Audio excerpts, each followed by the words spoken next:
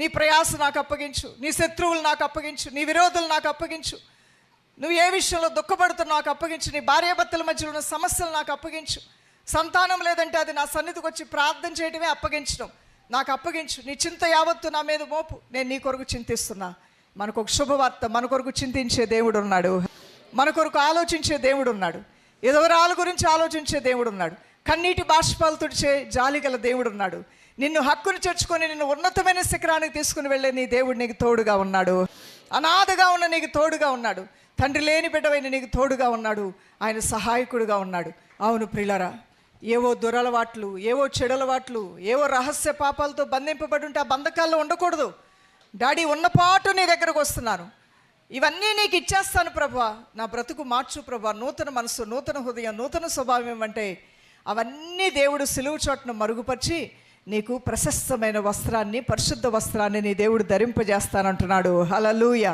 ప్రకటన గ్రంథము 3వ అధ్యాయము 13వ వచనంలో మనం చూసినట్లయితే, ఆత్మ సంఘములతో చెప్పుచున్న మాట చెవిగలవాడు వినుగాక. ఈరోజు తన సంఘముతో దేవుడు తన వాక్యపు వెలుగులోంచి మాట్లాడుతూ ఉన్నాడు. ఆయన ఎలాంటి సంఘాలను కోరుకుంటూ ఉన్నాడు? డబ్బున్న సంఘాలను కోరుకుంటున్నాడా? పబ్లిసిటీ ఎక్కువగా ఉన్న సంఘాలను కోరుకుంటున్నాడా? అనేక సౌకర్యాలతో ఉన్న సంఘాన్ని కోరుకుంటున్నాడా? లక్షలు వేల మంది ఉన్నటువంటి సంఘాన్ని ఆయన కోరుకుంటూ ఉన్నాడా? ప్రభు అయిన దేవుడు మందిరంలో 1000 మంది ఉన్నారా, 2000 మంది ఉన్నారా, 10,000 మంది ఉన్నారా కూడా చూడట్లేదు. దెస్సలోనిక సంఘం ఉంది, లవదోకియా సంఘం ఉంది, ఇవన్నీ పెద్ద పెద్ద సంఘాలు. వాటన్నిటిలో కూడా చాలా చిన్న సంఘం ఫిలదెల్ఫియా సంఘం. ఫిలదెల్ఫియా సంఘం మీదకి దేవుని మనస్సు వెళ్ళిందంట.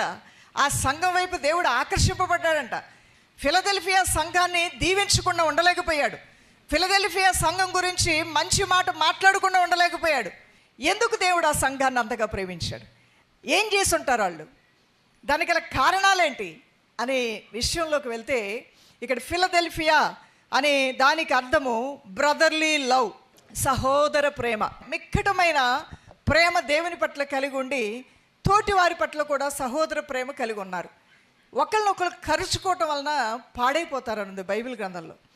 ఐక్యత ఎక్కడ ఉంటుందో అక్కడ ఆశీర్వాదము, శాశ్వతమైన జీవం ఉంటుంది. కుటుంబాల్లో గొడవలు ఎక్కువయ్యాయి అనుకోండి, అక్కడ చిల్లు సంచిలాగా ఇంట్లో ఆర్థికంగా పేరు ప్రఖ్యాతులు